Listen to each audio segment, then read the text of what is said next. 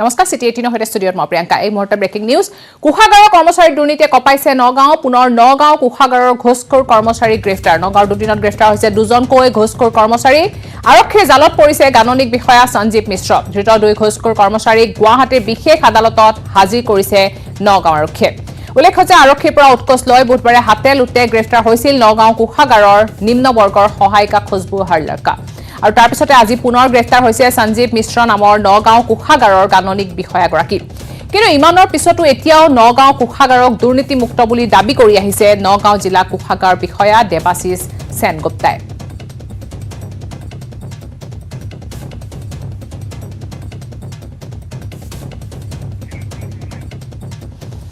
এই বিষয়ে আমি কথা পাতিম আমাৰ সাংবাদিক নীলোৎপল বৰাৰ সৈতে নীলোৎপল আপোনাৰ ওচৰলৈ আহিছো আৰু সবিশেষ জানিব বিচাৰিম যেহেতু দুদিনত দুজন কৰ্মচাৰী ধৰা পৰিছে ঘোষ লৈ পিলে কালি এজন হৈছিল আজি পুনৰ এজন কৰ্মচাৰী ধৰাত পৰিছে হয় নিশ্চয়কৈ প্ৰিয়ংকা প্ৰকৃতত সঞ্জীৱ মিশ্ৰ নামৰ যিগৰাকী গাননি নগাঁও জিলা কুখাগাৰৰ তেখেত প্ৰকৃতত ঘোষ লৈ গ্ৰেপ্তাৰ হোৱা নাই তেখেতক খুশবু হাৰলাকা নামৰ যিগৰাকী নিম্ন বৰ্গৰ সহায়িকা তেখেতক হাজেলতে ঘোষ লৈ গ্ৰেপ্তাৰ কৰাৰ পিছত খুশবু বৰলাকাক জেৰা কৰাৰ পিছত সঞ্জীৱ মিশ্ৰাকো পুনৰ আৰক্ষীয়ে গ্ৰেপ্তাৰ কৰিছে আৰু সঞ্জীৱ মিশ্ৰা হৈছে নগাঁও জিলা কুখাগাৰ প্ৰাধিকৰণৰ গাননিক বিষয়া কিন্তু ক'ব লাগিব যে নগাঁও জিলা কুখাগাৰ প্ৰাধিকৰণৰ বিষয়ে ইয়াৰ পূৰ্বেও বহু অভিযোগ আছিলে বিভিন্ন সময়ত এই কাৰ্যালয়ত ব্যাপক সংঘটিত হোৱাৰ অভিযোগ আছিলে ঠিকাদাৰ হওক বা চৰকাৰী কৰ্মচাৰী তেওঁলোকে ধন নিদিলে কাম নোহোৱাৰ বিভিন্ন অভিযোগ আছিলে আৰু অৱশেষত এগৰাকী আৰক্ষীৰ কনিষ্টবলক নবীন বৰা নামৰ এগৰাকী আৰক্ষী কনিষ্টবলক ডিপিএফৰ বিল এখন 2,30,000 ডিপিএফৰ বিল পাছ কৰাৰ বাবে 1,000 টকাৰ উৎকোচ বিচাৰিছিলে খুশবু হাৰলাকা নামৰ যিগৰাকী মহিলা আৰু তেওঁক সেই ঘোষ দিয়াৰ পূৰ্বে নগাঁও আৰক্ষীৰ আনন্দ মিশ্ৰক তেওঁ অৱগত কৰিছিলে এই বিষয়ত আনন্দ মিশ্ৰ যিহেতু পূৰ্বতে দুৰ্নীতি নিবাৰণ শাখাটো আৰক্ষীৰ বিষয়ে কৰিছিলে সেয়ে তেওঁ এই এক গোপন ব্লু প্ৰিণ্ট সাজিছিলে আৰু তাৰপিছত তেওঁ সমগ্ৰ দৃশ্যাংশ ভিডিঅ' ক'ৰবাত বন্দী কৰাৰ পিছত হাতে লোকে তেওঁক গ্ৰেপ্তাৰ কৰিছিলে আৰু ইয়াৰ পিছতে বৰ্তমান দেখিবলৈ পোৱা গৈছে যে নগাঁও কোষাগাৰৰ যি কৰ্মচাৰীসকলৰ বিষয়ে কিন্তু তৎপৰ হৈ পৰিছে নগাঁও আৰক্ষী আৰু নগাঁও আৰক্ষী ইতিমধ্যে সঞ্জীৱ মিশ্ৰ নামৰ যিগৰাকী গাননিক তেওঁক গ্ৰেপ্তাৰ কৰিছে দুয়োকে ইতিমধ্যে গুৱাহাটীৰ বিশেষ আদালতলৈ লৈ যোৱা হৈছে কাৰণ যিহেতু এই সমগ্ৰ বিষয়টো দুৰ্নীতি নিবাৰকৰ অধীনত পৰে গতিকে এনেধৰণৰ গোচৰসমূহ নগাঁও জিলা আদালতত নিষ্পত্তি নহয় গতিকে তেওঁলোকক গুৱাহাটী বিশেষ আদালতলৈ হাজিৰ কৰিবলৈ লৈ যোৱা হৈছে আৰু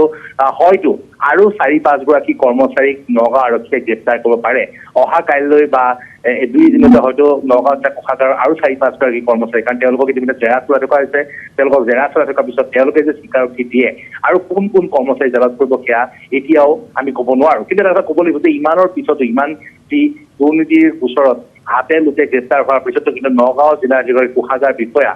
দেৱাশিষ সেনগুপ্ত তেখেতক আমি সুধিছিলো যে আপোনাৰ কাৰ্যালয়ত প্ৰায় দুৰ্নীতি সংঘটিত হয় বা প্ৰায় বহু অভিযোগ উত্থাপিত হৈ আহিছে আপুনি কিয় ইমান দিন ব্যৱস্থা নলয় তেওঁ কৈছিল যে আমাৰ কাৰ্যালয়টো সম্পূৰ্ণৰূপে দুৰ্নীতিমুক্ত ইয়াত কোনো ধৰণৰ দুৰ্নীতি সংঘটিত হোৱা নাই কালিৰ বিষয়টোৰ বিষয়ে অৱগত নহয় বুলিহে তেওঁ কৈছিলে গতিকে এটা কথা ক'ব লাগিব যে ৰাজ্য চৰকাৰৰ যিসমূহ বিভাগ কোষাগাৰ বা বিভিন্ন ধৰণৰ যিসমূহ বিভাগত দালাল চলি থকাৰ কথা মুখ্যমন্ত্ৰীয়ে নিজেই কৈছিলে আৰু ইয়াৰ বিষয়ে ব্যৱস্থা লোৱাৰ কথা কৈছিলে সেই কথা যেন পুনৰ প্ৰমাণ হৈছে আৰু নগাঁও জিলা কোষাগাৰ কাৰ্যালয়ত সেই কথা পুনৰ প্ৰমাণ হৈছে দুগৰাকী কৰ্মচাৰীক ইতিমধ্যে গ্ৰেপ্তাৰ কৰিছে আৰু বহুকেইগৰাকী গ্ৰেপ্তাৰ কৰাৰ সম্ভাৱনা আছে আৰু বৰ্তমান নগাঁও কোষাগাৰৰ দুৰ্নীতিগ্ৰস্ত বিষয়াৰ বিৰুদ্ধে আৰক্ষীয়ে যি ব্যৱস্থা লৈছে তাক লৈ কিন্তু সন্তুষ্টি ব্যক্ত কৰিছে নগাঁও আৰক্ষীয়ে প্ৰিয়ংকা হয় ধন্যবাদ জনাইছো নীলোৎপল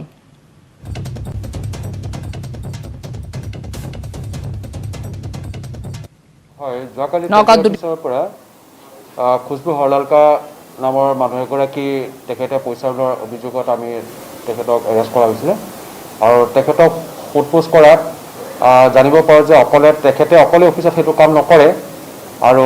তেখেতৰ সেই একে অফিচৰে এজন একাউণ্টেণ্ট তেখেতৰ নাম সঞ্জীৱ মিশ্ৰ তেখেতে এই কামবোৰত একেলগে মিলি পেলাই এনেকুৱা ধৰণৰ অবৈধভাৱে পইচা সংগ্ৰহ কৰা কথাটো আমি পোহৰলৈ আহে গতিকে সেই ভিত্তিত তেখেতক সঞ্জীৱ মিশ্ৰক আমি মাতি পঠাওঁ আহি তেখেতক সোধা পোছা কৰাত এই সংক্ৰান্তত আমি প্ৰমাণ পত্ৰৰ পৰা তেখেতক আজি এৰেষ্ট কৰা হয় আৰু কোৰ্টত এইখিনি প্ৰডিউচ কৰা হয় তেখেতৰ ঘৰৰ ইটাচালি এলেকাত তেখেতে থাকে তেখেতক মাতি অহা হৈছিলে তেখেতে ৰাতি আহিলে আজি তেখেতক সোধা পোছা কৰি তেখেতক প্ৰমাণ পোৱাত তেখেতক আজি ইয়াতে এৰেষ্ট কৰি পেলাই তেখেত তেজৰ অফিচত তেখেতে একাউণ্টেণ্ট হিচাপে কাম কৰি আছিলে অপৰাধীৰ ৰম্যভূমিত পৰিণত হৈছে গুৱাহাটী মহানগৰী গুৱাহাটীত নিত্য সংঘটিত হৈছে ইটোৰ পিছত সিটোকৈ অপৰাধজনিত ঘটনা মহানগৰীত পুনৰ সংঘটিত হৈছে ডকাইতিৰ ঘটনা এতিয়া স্পষ্ট কৰিছে এই কথা এবাৰ বেলতলাত দিন দুপৰতে সংঘটিত হৈছে দিন ডকাইতিৰ ঘটনা এখন ডাষ্টাৰ বাহনৰ খিৰিকী ভাঙি দুৰ্বৃত্ত লুটি নিছে 5 লাখ টকা বেলতলা স্থিত ৰিলায়েন্স ট্ৰেঞ্জৰ সন্মুখত সংঘটিত হৈছে এই ডকাইতি কাণ্ড প্ৰাঞ্জল দাস আৰু পাৰিজাত শইকীয়াই HDFC বেংকৰ পৰা উলিয়াই আনিছিল ধনখিনি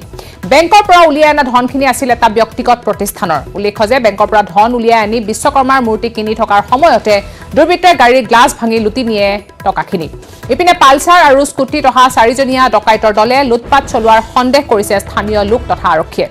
ঘটনা সন্দৰ্ভত আৰক্ষীয়ে অব্যাহত ৰাখিছে তদন্ত পৰা পইচাখিনি উইথড্ৰ কৰিলো উইথড্ৰ কৰি গাড়ী নানি ৰাখিলো ৰখাৰ পিছত মানে কি সন্মুখতে বিশ্বকৰ্মাৰ মানে মূৰ্তি এটা আছে তো মূৰ্তিটো চাব গৈছো মানে 2-3 মিনিটৰ ঘটনা আহি যে দেখাও গাড়ীৰ গ্লাছটো ভাঙি টকাখিনি লৈ গৈছে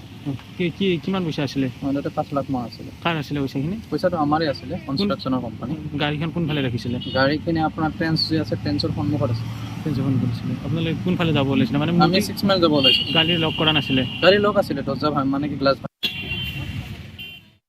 কৈছে আমাৰ সাংবাদিক উৎপল হালৰচলে উৎপল আপোনাৰ ওচৰলৈ আহিছো আৰু দিন দুপৰতে ডকাইতিৰ ঘটনা সংঘটিত হৈছে আৰু যি ভাষ্য আমি শুনিলো ভুক্তভোগীৰ যে মাত্ৰ 2-3 মিনিটৰ ব্যৱধান তেওঁলোকে মূৰ্তি কিনিবলৈ গৈছিল গাড়ীত টকাটো আছিল ইমান কম সময়ৰ ভিতৰতে কেনেকৈ সংঘটিত হ'ল ঘটনাটো হয়তো তেওঁলোকে পিছ লৈ আছিল বা আগৰ পৰা জানিছিল যে তেওঁলোকে টকা উলিয়াই লৈ আহিছে নহয় জানো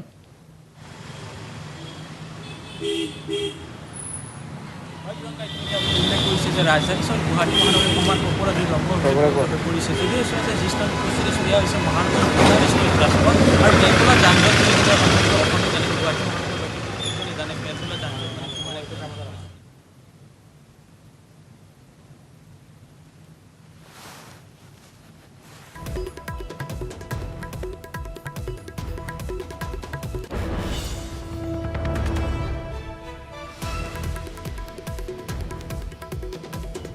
আহিছিলে সেই বাহন তেখেতসকলে তাত ৰাখিছিলে কিন্তু ডাষ্টাৰ বাহনেৰে যি সময়ত সেই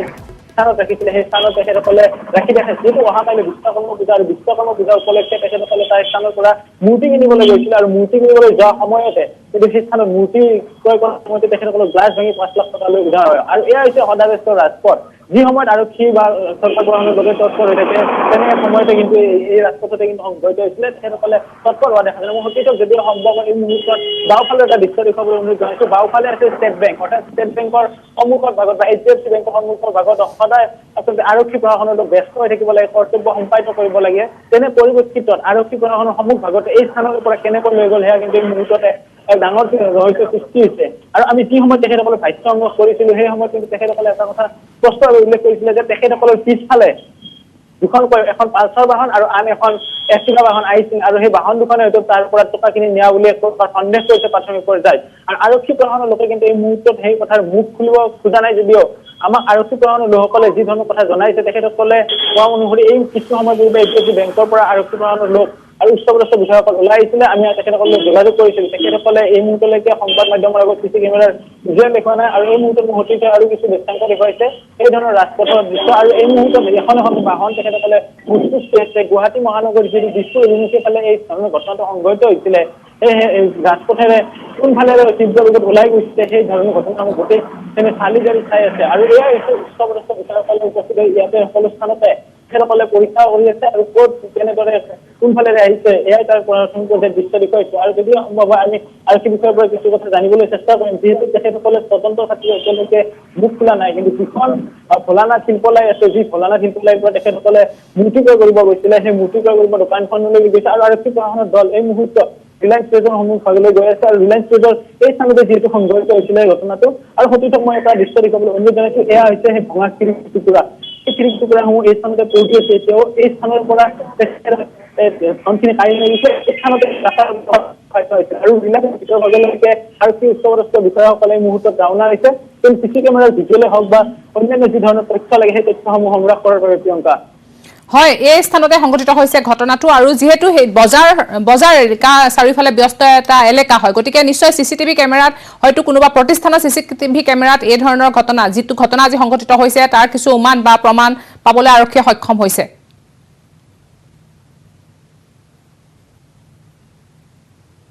ৰিলায়েন্স ট্ৰেক্টৰ শ্বৰুম আছে, সকলোৰে শ্বৰুমৰে চিচি কেমেৰাৰ ব্যৱস্থা আছে, কিন্তু আৰক্ষী প্ৰশাসনৰ লোকসকলে তদন্ত ক্ষেত্ৰত যি দৃশ্যাংশসমূহ আমাক এই মুহূৰ্তলৈকে দিয়া নাই আৰু কোনো কৰ্তৃপক্ষকে দিবলৈ মানা কৰি দিছে যাতে সেই দৃশ্য এতিয়া প্ৰকাশ নাপায়। আৰু সেই দৃশ্য প্ৰকাশ পোৱাৰ পিছত হয়তো তেখেতসকলৰ যিখন অপৰাধী আছে, অপৰাধী ধৰা পৰা হৈছে, তেখেতসকলৰ বাবে কিছু কষ্টকৰ হ'ব। সেয়েহে তেখেতসকল প্ৰচাৰ হোৱাটো বিচৰা নাই। তাৰ বিপৰীতে কিন্তু আৰক্ষীৰ উচ্চ বিষয়া ৰিলায়েন্স ট্ৰেণ্ডৰ ভিতৰলৈকে গৈছে, পুনৰ সেই ধৰণৰ লোক আহিছিলে, কেনেদৰে আহিছিলে সকলো হয়তো তাৰ চাব। আৰু ইয়াৰে যিসকল লোক আছে তেখেতসকলৰ আমি কিছু কথা জানিবলৈ চেষ্টা কৰিম, যিহেতু আৰক্ষী বাহিনীৰ লোকসকলে মুখ খোলাৰ বিপৰীতে ইয়াৰে যিসকল স্থানীয় লোক আছে তেখেতসকলৰ পৰা যথেষ্ট যিহেতু সদাব্যস্ত বুলি কোৱা হয়, ষ্টেট বেংকৰ সন্মুখ বা HDFC বেংকৰ সন্মুখত এই ধৰণৰ ঘটনা হৈ হৈছে। আপুনি ইয়াৰে স্থানীয় বাসিন্দাৰে কি ক'ব গোটেই কথাখিনি? এইটো একচুৱেলি যিটো আমি গম পালোঁ, তেওঁ গাড়ীখন থৈ পইচাটো ওলাই গাড়ীখন ৰাখি গাড়ীখন থৈ কিনে ঘূৰি আছে। অলপ তেওঁ নিজে এইটো অলপ সতৰ্কতা থাকিব লাগে, ইমান পইচা থৈ কিনে কিয় ঘূৰি আছে, এইটো এটা সন্দেহজনক বিষয়। আৰু আমি এইটো জনাইছোঁ, আপোনালোকে চবে দেখি আছে যে অলপ পইচা দিলেও নিজে চেকচনত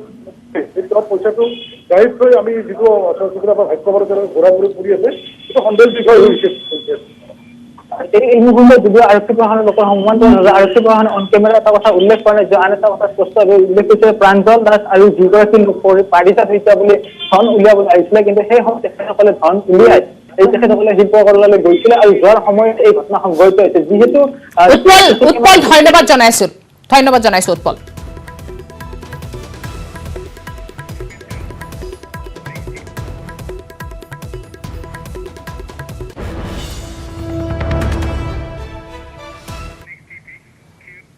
ইফালে এজন গাড়ী চালকক বিস্কুটৰ লগত নিচাজাতীয় দ্ৰব্য খুৱাই সংজ্ঞাহীন কৰি ঘাই পথত পেলাই থৈ দুষ্কৃতিকাৰীয়ে লৈ গ'ল এখন 4-চকীয়া বাহন। লখিমপুৰৰ লালুক অঞ্চলৰ পেট্ৰল পাম্পৰ ওচৰত সংঘটিত হৈছে এই ঘটনাটো। উল্লেখ্য যে গুৱাহাটীৰ পৰা লখিমপুৰলৈ ভাড়া কৰি নিছিল আমচিং যোৰাবাটৰ আইলুং হকৰ বাহনখন। অৱশ্যে দুদিনৰ মূৰত সংজ্ঞা ঘূৰাই পাই ঘৰলৈ উভতি আহিছে আইনুল হক। কিন্তু লালুক আৰক্ষীয়ে ভুক্তভোগী চালকজনক কোনো ধৰণৰ সহায় আগনবঢ়োৱাৰ অভিযোগ কৰিছে। ইতিমধ্যে গাড়ী চোৰাৰ চক্ৰটোৰ CCTV কেমেৰা ফুটেজ সংলগ্ন কৰি এজাহাৰ দাখিল কৰাৰ পিছতো আৰক্ষীয়ে কোনো ধৰণৰ ব্যৱস্থা গ্ৰহণ কৰা নাই বুলি অভিযোগ কৰিছে ভুক্তভোগীগৰাকীয়ে। ভাড়া পালোঁ ৰাস্তাত, দুইজন মানুহ লখিমপুৰ যাম বুলি ক'লে, কোৱাৰ পিছত কয় আপেন নহ'ব। মই সুধিলোঁ মানুহবিলাক আহি কিনে ক'ত নামিব, কয় ধীৰেমাৰে নামিব। মানে ঘৰৰ ওচৰত নামিব যে ভালে কথা, এনেকৈ গুচি গ'লোঁ। মোৰ ৰাস্তাত ইয়াতে পেলুঙত তেল ভৰালোঁ, তেল ভৰাই কিনে চাইড কৰি ৰখোৱা দিলোঁ। মানুহবিলাক ইয়াতে আহিম বুলি ক'লে, কোৱাৰ পিছত কোন ঠাইত এইটো বাঙালপাৰাৰ আগত, বাঙালপাৰা বুলি কি জেগাটোৰ নাম বুলি কয়, লালুক লালুক যাই গ'লোঁ। গোৱা যোৱাৰ পিছত পেলোঁ মই আগতে গাড়ীখন ৰাখিলোঁ, ৰাখি কিনে মোক ক'লে ইয়াতে মানুহবিলাক ইয়াতে আহিব, ইয়াৰ পৰা আহিলে ইয়াৰ পৰা লৈ গুচি যাম। সেনেকৈ গাড়ীত বহিলোঁ। মানুহ দুজনে মোক ক'লে দাদা বিস্কুট খাওক। বিস্কুট খালোঁ, খোৱাৰ পিছত পানী খালোঁ, পানী খোৱাৰ পিছত মোৰ হুঁচ নাই আৰু। তাৰপিছত 5 মিনিট 10 মিনিট পিছত গুচি গ'ল। ইয়াতে গুচি যায় মোৰ ৰাস্তাৰ পিছতে ৰাস্তাত জংঘলত পেলাই দিলে। পেলাই দিয়াৰ পিছত দুদিন মোৰ হুঁচ নাই। 4 তাৰিখে পেলালে, 5 তাৰিখে হুঁচ নাই, 6 তাৰিখে। আমি পোনপটীয়াকৈ যাব বিচাৰিছোঁ আমাৰ সাংবাদিক অজয় বৰ্মনৰ ওচৰলৈ। অজয়, আপোনাৰ ওচৰলৈ আহিছোঁ আৰু এটাৰ পিছত এটা অপৰাধৰ ৰম্যভূমিত এতিয়া যদি মহানগৰী গুৱাহাটী পৰিণত হৈছে বুলি ক'ব পাৰি, কাৰণ ইটোৰ পিছত সিটোকৈ অপৰাধ সংঘটিত হৈছে গুৱাহাটীতে। গতিকে এতিয়া দেখা পালোঁ যে 4-চকীয়া বাহন নিচাযুক্ত কিছু বিস্কুটৰ লগত কিবা সামগ্ৰী মিলাই হয়তো খুৱাইছে, যাৰ কাৰণে তেওঁক সংজ্ঞাহীন কৰি পেলাই তেওঁৰ 4-চকীয়া বাহনখন লুট কৰিবলৈ সক্ষম হৈছে। কিন্তু তেওঁ আৰক্ষীক খবৰ দিছে, কিন্তু আৰক্ষীয়ে কোনো ধৰণৰ ব্যৱস্থা গ্ৰহণ নাই কৰা বুলি তেওঁ অভিযোগ কৰিছে। গতিকে আৰক্ষীয়ে কি কয় এই সন্দৰ্ভত? নিশ্চয়কৈ প্ৰিয়ংকা, ৰাজ্যৰ ইমূৰৰ পৰা সিমূৰলৈকে এতিয়া অপৰাধজনিত ঘটনা প্ৰতিদিনে সংঘটিত হৈ আহিছে। আৰু শেহতীয়াকৈ যি এজন গাড়ী চালকে তেওঁৰ গাড়ী ভাড়া লৈ যাই কিনে এটা দুষ্ট চক্ৰ, গাড়ী চুৰি চক্ৰৰ হাতত পৰে আৰু তেওঁ সৰ্বশান্ত হৈছে। আৰু এই মুহূৰ্তত মোৰ লগত সেই দুৰ্ভগীয়া চালকজন উপস্থিত আছে। মই তেওঁৰ পৰা কেনেকৈ ঘটনাটো সংঘটিত হৈছিল আৰু কি হৈছিল সেই বিষয়ে জানিবলৈ চেষ্টা কৰিম। দাদা, আপুনি ভাড়াটো ক'ৰ পৰা লৈ গৈছিল আৰু কি হৈছিল আচলতে? গাড়ী আছিল, মই জালুকবাৰী ব্ৰিজৰ ওপৰৰ পৰা ভাড়াটো পাইছিলোঁ। আপেনন ভাড়া কৰি কৈ কিনে মোক লৈ গৈছে লখিমপুৰলৈকে। তাতে লালং বুলি এটা জেগা আছে, পেট্ৰল পাম্পত তেল ভৰাইছে, তেল ভৰাই চাইড কৰি পৰিছে, ক'লে মানুহবিলাক ইয়াতে আহিব। তাৰ পৰা মানুহবিলাক অহা নাই, অলপ বহিছোঁ 5 মিনিট। তাৰপিছত মোক বিস্কুট খাব দিলে, বিস্কুট খালোঁ আৰু পানী খালোঁ। খোৱাৰ পিছত মোৰ হুঁচ নাই, বেহুচ হৈ পৰি গ'লোঁ মই। সেইদিনা ৰাতি তাৰ পৰা 2-10 কদম আগত জেগানে মোক পেলাই দিলে জংঘলত। ৰাতি পেলাই দিনটো আছোঁ। তাৰ ফিৰদিন 8টা 8:30টাত মোৰ অলপমান হুঁচ আহিল। হুঁচ অহাৰ পিছত অলপ ঘূৰি চালোঁ, ওচৰত থানা আছে, থানাত গ'লোঁ।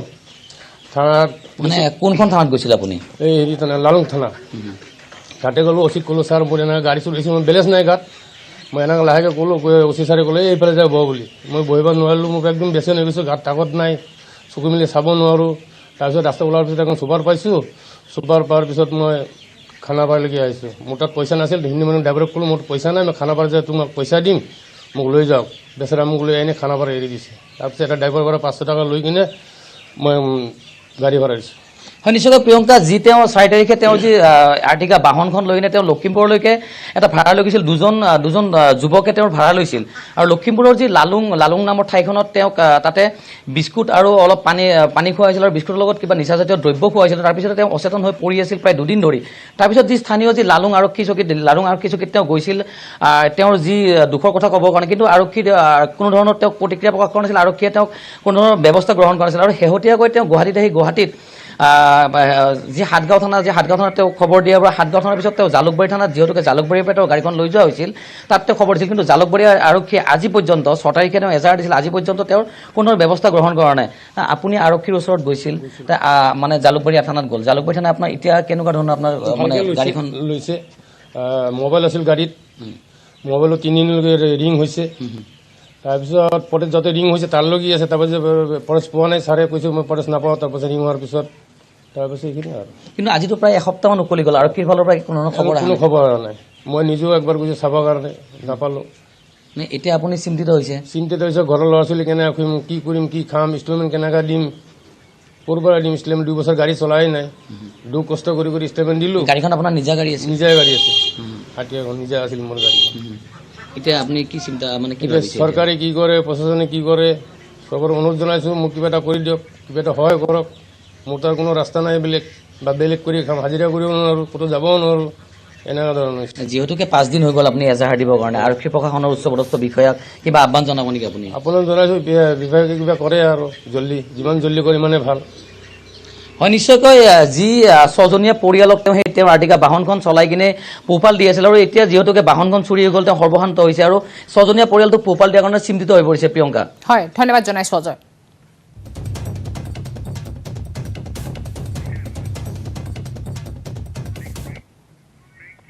सिटी नाथ आरु खबर किन्तु तार आगते लैसे सৰু বিৰতি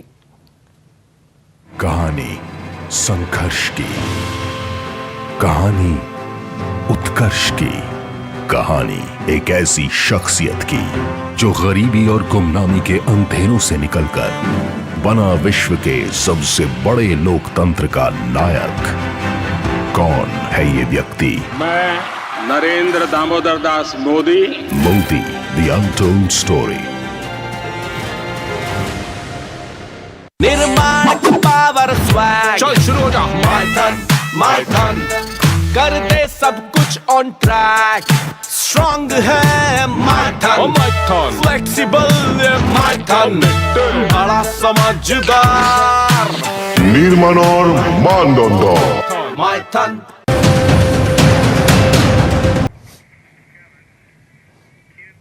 20 সেপ্টেম্বৰৰ পৰা আৰম্ভ হ'ব 10ম শ্ৰেণীৰ পাঠদান আজি কেবিনেটত গ্ৰহণ কৰা হৈছে সিদ্ধান্ত কেবিনেটৰ সিদ্ধান্ত সদৰি কৰি শিক্ষামন্ত্ৰী ৰণোজ পেগুৱে কয় যে এটা শ্ৰেণীত 30 জন শিক্ষাৰ্থীয়ে কৰিব পাৰিব পাঠদান স্কুল চেনিটাইজ কৰিব লাগিব পৰিস্থিতি পৰ্যবেক্ষণ কৰি পৰৱৰ্তী সময়ত আন শ্ৰেণী পাঠদান মুকলি কৰা হ'ব বুলিও জানিবলৈ দিয়ে শিক্ষামন্ত্ৰীগৰাকীয়ে কেবিনেটত গোটেই অসমৰ স্বাস্থ্য বিভাগে কোভিড পৰিস্থিতিটোৰ যি উন্নতি হৈছে ইমপ্ৰুভমেণ্ট হৈছে এইটো সম্পৰ্কে প্ৰতিবেদন দাখিল কৰাৰ পাছত কেবিনেটে সিদ্ধান্ত গ্ৰহণ কৰিছে অহা 20 ছেপ্টেম্বৰ সোমবাৰৰ পৰা আমাৰ 10ম শ্ৰেণীৰ শ্ৰেণীসমূহ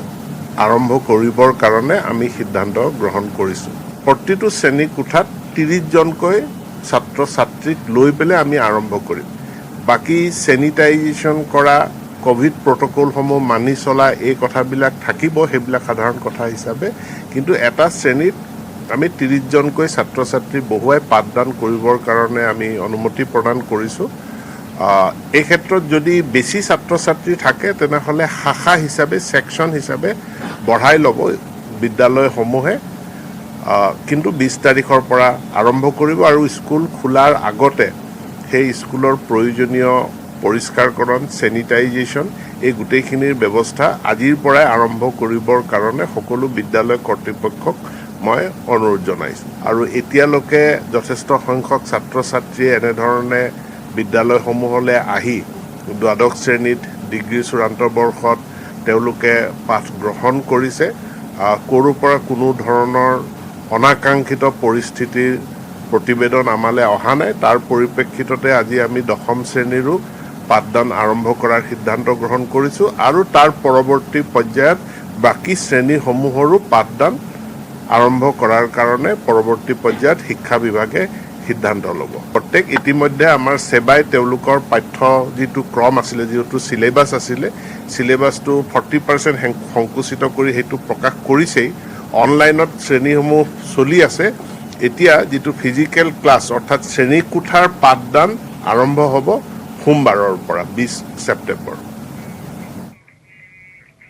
কাইলৈ বিশ্বকৰ্মা পূজা কোভিড শ্ৰেষ্ঠ পৰিৱেশৰ মাজতে বিশ্ব খনিকৰক পুজিবলৈ সাজু হৈছে ৰাজ্যবাসী কিন্তু শাৰদীয় উৎসৱ উদযাপনৰ বাবে চৰকাৰে বান্ধি দিছে কেতবোৰ নীতি নিৰ্দেশনা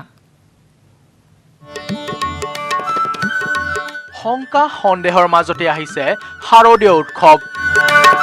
এবছৰৰ মূৰত ঘূৰি আহিছে উৎসৱ মুখৰ পৰিৱেশ কাইলৈ বিশ্ব খনিকৰক পুজিবলৈ সাজু ৰাজ্যবাসী মৃৎশিল্পীৰ হাতৰ পৰশত প্ৰাণ পাই উঠিছে দেৱ দেৱীৰ প্ৰতিমা কৰোনা মহামাৰীয়ে মৃত্যুৰ বিভীষিকা চলোৱা ৰাজ্যত পুনৰ ঘূৰি আহিছে উৎসৱ মুখৰ পৰিৱেশ অৱশ্যে শাৰদীয় উৎসৱ উদযাপনৰ বাবে চৰকাৰে বান্ধি দিছে কেতবোৰ কঠোৰ নীতি নিৰ্দেশনা কাইলৈ সম্পূৰ্ণ চৰকাৰী বিধি মানি ৰাজ্যবাসীয়ে উদযাপন কৰিব বিশ্বকৰ্মা পূজা অনুষ্টুপীয়াকৈ বিশ্ব খনিকৰক পুজিবলৈ সাজু হৈছে অসমবাসী বিশ্বকৰ্মাৰ সৰু বৰ মূৰ্তিৰ লগতে পূজাৰ বিভিন্ন সামগ্ৰীৰে এতিয়া ভৰি পৰিছে ৰাজ্যৰ প্ৰতিখন বজাৰ মই ভয় কৰি আনিছোঁ কিন্তু যোৱা বছৰতো পূজাটো তেনেকুৱা মূৰ্তি অনা হৈছে বিক্ৰী হোৱা নাই মানুহ অহা নাই এইবাৰ হয়তো এইটো আশা পাইছোঁ আৰু কি আমাৰ হেমন্ত বিশ্ব শৰ্মা মানে মুখ্যমন্ত্ৰী কৈছে যে এইবাৰ পূজা হ'ব একটু নিয়ম নীতি মানি চলিব লাগিব সেইকাৰণে এই সাহসত মানে লৈ আহিছে মূল্য বৃদ্ধিৰ মাজতো বিশ্বকৰ্মা পূজাৰ বিভিন্ন সামগ্ৰী ক্ৰয় কৰিবলৈ বজাৰত ভিৰ কৰিছে গ্ৰাহকে পূজাৰ বতৰ উপলক্ষে বজাৰত বৃদ্ধি পাইছে ফল মূলৰ চাহিদা অৱশ্যে প্ৰতিবিধ সামগ্ৰীৰ চৰা দামে জুৰুলা কৰিছে সৰ্বসাধাৰণ গ্ৰাহকক ইপিনে কৰোনা লকডাউনে বিগত বছৰত জুৰুলা কৰা মৃৎশিল্পীসকলৰ মুখত পুনৰ বিৰিঙিছে হাঁহি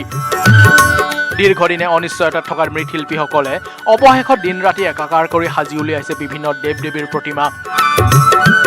মুখ্যমন্ত্ৰীয়ে যিটো ভাষণ দিছে যে পূজা কৰিব পাৰিব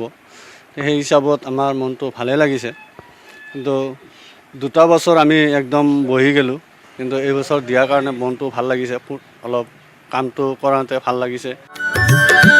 অৱশ্যে পূজা উদযাপনৰ ক্ষেত্ৰত ৰাইজে মানি চলিব লাগিব চৰকাৰে বান্ধি দিয়া নীতি নিৰ্দেশনাসমূহ কৰোনা আক্ৰান্তৰ সংখ্যা 100ৰ তললৈ নামিলে বৃদ্ধি কৰা হ'ব পূজা অনুষ্ঠিত কৰা সময় বিশ্বকৰ্মা পূজাৰ প্ৰাক্ষণত এই মন্তব্য কৰিলে মুখ্যমন্ত্ৰী হিমন্ত বিশ্ব শৰ্মাই দুৰ্গা পূজা ভাগ হৈছে আধ্যাত্মিকতাৰ পূজা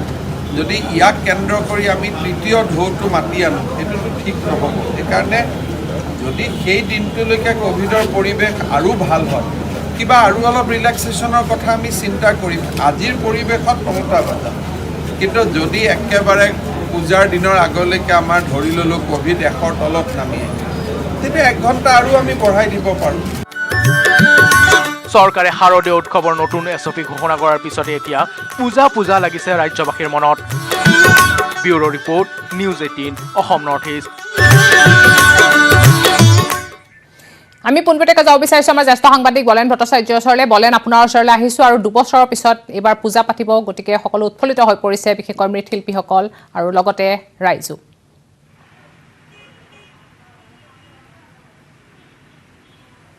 স্বাভাৱিকতে দেখিব পোৱা গৈছে কোভিড সৃষ্ট মহামাৰীৰ সময়ছোৱাতে বিগত 2 বছৰত যি ধৰণৰ পৰিৱেশ আৰু পৰিস্থিতি আৰু তাৰপিছত দেখিব পোৱা যাব যে এইবাৰ বিশেষকৈ শ্ৰী শ্ৰী বিশ্বকৰ্মা পূজা অনুষ্ঠিত কৰা গতিকে ইতিমধ্যেই পূজা মণ্ডপ তথা যিসমূহ ব্যৱসায় প্ৰতিষ্ঠানসমূহত বিশেষকৈ উৎসুকতাৰ এটা বিৰাজ কৰা দেখিব পোৱা গৈছে আৰু বিশেষভাৱে আজিৰ দিনটোত যদি চোৱা হয় তেতিয়াহ'লে ব্যৱসায়িক প্ৰতিষ্ঠানসমূহতো ঠিক তেনেদৰে অহাকাইলৈ বিশ্বকৰ্মা পূজা অনুষ্ঠিত কৰাৰ উদ্দেশ্যে ইতিমধ্যেই ব্যাপকভাৱে যিসমূহ আচলতে তেখেতসকলৰ পূজা মণ্ডপৰ লগতে অন্যান্য যিসমূহ প্ৰতিষ্ঠানৰ কাম কাজ সেইসমূহ কাম কাজ ক্ৰমাৎ ক্ষীপ্ৰতাৰে খৰকলিত তেখেতসকলে আগবঢ়াই লৈ গৈছে কিয়নো কাইলৈ পূজাৰ লগ্নৰ সেই সময়ছোৱাৰে পৰা তেখেতসকলে পূজা অৰ্চনাৰ কাম কাজ আৰম্ভ কৰিব আৰু ইতিমধ্যেই বজাৰ বিপণীসমূহত দেখিবলৈ পোৱা গৈছে যে গ্ৰাহকৰো যথেষ্ট সংখ্যক ভিৰ দেখা পৰিলক্ষিত হৈছে। প্ৰতিগৰাকী গ্ৰাহকেই নিজৰ যি পূজাৰ নৈবেদ্য সামগ্ৰী সেই সামগ্ৰীসমূহ ক্ৰয় কৰিছে আৰু একেদৰে আজিৰ দিনটোত যদি চাবলৈ যোৱা যায় সেই আজিৰ দিনটোত বিশেষকৈ চাবলৈ যোৱা ব্যৱসায়িক প্ৰতিষ্ঠানসমূহৰ সমান্তৰালকৈ যিহেতুকে শ্ৰী শ্ৰী বিশ্বকৰ্মা পূজা অৰ্চনা কৰে যিসমূহ বাহন সেইসমূহ বাহনো অৰ্চনা কৰে পূজা অৰ্চনা কৰা হয় আৰু সেয়েহে সেই বাহনসমূহ আজি বিশেষকৈ সেইসমূহ প্ৰতিষ্ঠানত য'ত আচলতে বাহনসমূহ ধোৱা হয় সেই প্ৰতিষ্ঠানসমূহতো বিশেষভাৱে এতিয়া লোকৰ সমাগম হোৱা পৰিলক্ষিত হৈছে। সেইসমূহ লোকৰ বিভিন্ন স্থানৰ পৰা অহা লোকসকলে বাহনসমূহ ধুই গৈছে। আমি তেনে এটা প্ৰতিষ্ঠানৰ সন্মুখত এই মুহূৰ্তত উপস্থিত আছোঁ যেতিয়া তেখেতসকলক চেষ্টা কৰিম আৰু তেখেতসকলে এই মুহূৰ্তত দিনটো যিহেতুকে এটা বিশেষ দিন ব্যৱসায়িক এটা দিন বুলিও ক'ব পাৰি আজিৰ দিনটো কাৰণ এই প্ৰতিষ্ঠানৰ আজিৰ দিনটো যথেষ্ট সংখ্যক গ্ৰাহকে আপোনাৰ প্ৰতিষ্ঠানলৈকে আহিছে আৰু তেখেতসকলে নিজৰ বাহনখন ধুইছে বা তেখেতসকলে চাফ চিকুণ কৰিছে। কিমানমান কেনেকুৱা ধৰণৰ এতিয়া এবাৰ ভালেই হৈছে অলপ আজি বতৰটো বেয়া হোৱাৰ কাৰণে অলপমান কমিছে কিন্তু আহিছে ভালেখিনি গাড়ী আহিছে। সঁহাৰি কেনেকুৱা পাইছে? সঁহাৰি ভালে পাইছোঁ কাৰণ আমি বিগত সময়ছোৱাত চালোঁ যে পূজা অৰ্চনাৰ কাৰণে লোকৰ যি কভিডসৃষ্ট পৰিৱেশৰ কাৰণে পৰা নাছিলে কিন্তু এইবাৰ কিছু পৰিমাণে শিথিল কৰা হৈছে। হয় সেইটো কাৰণে অলপ আমাৰ সুবিধা হৈছে গাড়ীবিলাক আহিব পাৰিছে ভালকৈ। নিশ্চয়কৈ ধন্যবাদ জনাইছোঁ আৰু এইদৰে এতিয়া এটা পৰিৱেশ দেখিব পোৱা যাব আৰু কাইলৈৰ দিনটো স্বাভাৱিকতে যে বিশ্বকৰ্মা পূজা অনুষ্ঠিত আয়োজন কৰাৰ কাৰণে যথেষ্ট সংখ্যক ভক্তৰো সমাগম হোৱা পৰা পৰিলক্ষিত হ'ব যদিও বা ক'ভিড কিন্তু নীতি নিয়মখিনি পূৰ্বৰ একেদৰেই থাকিব এইবাৰো। হয় নিশ্চয়কৈ বলেন ধন্যবাদ জনাইছোঁ। কাইলৈ বিশ্বকৰ্মা পূজা আৰু এয়া সামগ্ৰিক দৃশ্য আমাক দেখুৱালে আমাৰ সাংবাদিক বলেন ভট্টাচাৰ্যই।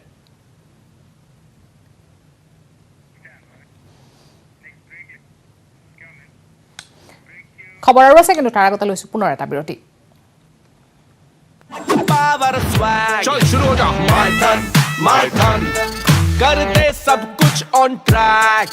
strong है my turn flexible my turn बड़ा समझदार নিৰ্মাণৰ মানদণ্ড my turn